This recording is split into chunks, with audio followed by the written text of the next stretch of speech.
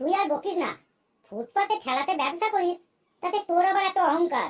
Way আমার সুন্দরী, তুমি বোধহয় 5 স্টার হোটেলে বসে ব্যবসা করো। করো তো চিকেন, মটন আর ফ্রাইড রাইস আর পোলাও, তাতেই তুমি বলো এত আইটেম সামলাতে পারছি না। আরে তুই কত পরিশ্রম করিস সেটা তো আমি জানি। তুই কি জানিস আমি ভোরবেলা উঠে পরিশ্রম করি, মানে ভোরবেলা থেকে। তোর ওই ধপ ওই ফুড ব্লগারদের কাছে দিবি। বাবা ভোর থেকে উঠে অর্ধেক কাজ করে দেয়, তারপর উনি আসেন। হ্যাঁ তা তো তুই বলবি। তুই জানিস তুই কার সাথে কথা বলছিস? আমি একজন ভাইরাল, আর আমি বোধহয় নন ভাইরাল। আরে আমিও তো ভাইরাল। তুই জানিস আমি সিনেমা করেছি। আরে অপেক্ষা কর, আমারও সুযোগ আসবে, সেদিন দেবো জবাবটা। তোর তো গুটি কত কাস্টমার, তাই নিয়ে তুই ফুড ব্লগারদের বলিস আমি সামলাতে পারছি না। আর তোর কি লক্ষ লক্ষ কাস্টমার নাকি রে? একদিন এসে দেখে যাবি ভাইরাল হওয়ার পর কত দূর দূরান্ত থেকে মানুষ আসে আমার কাছে খাবার খাওয়ার জন্য, আর হাজার হাজার ফুড ব্লগারকে সামলাতে হয়। তুই আর কি বুঝবি? তুই ভাবিস তোর একার কাছেই দূর দূরান্তের কাস্টমার আসে, মানুষজন আসে। আরে আমার কাছেও আসে। এখানে এসে তুই একবার দেখে যাবি কাস্টমার আর ফুড ব্লগার সামলাতে আমি সারাদিন নাজেহাল হয়ে যাই। আমি এত ব্যস্ত যে আমার সোশ্যাল মিডিয়াতে একটা চ্যানেল আছে, সেখানে নিয়মিত ভিডিও পোস্ট করতে পারি না।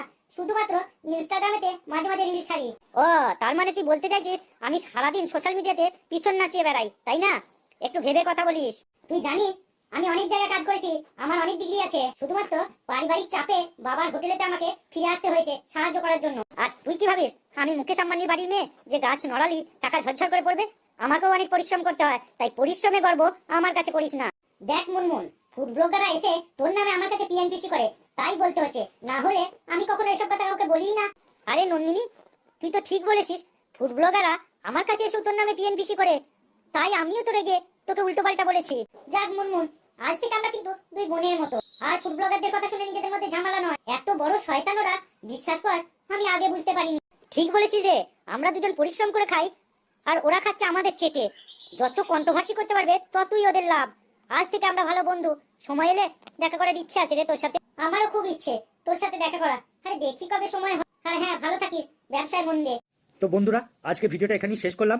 ভিডিওটা শুধুমাত্র ফানি বা এন্টারটেনমেন্টের জন্য বানানো হয়েছে, তাই ভিডিওটাতে মুনমুন্দি আর নন্দিনীদিকে ব্যক্তিগত আঘাত করা আমার উদ্দেশ্য নয়। শুধুমাত্র ভিডিওটা দেখুন আর আনন্দ নিন। ভালো লাগলে চ্যানেলটা অবশ্যই সাবস্ক্রাইব করবেন আর ভিডিওগুলো প্রচুর পরিমাণে শেয়ার করবেন। আর নন্দিনীদি বা মুনমুন্দিকে কেউ ব্যক্তিগত বাজে মন্তব্য করবেন না।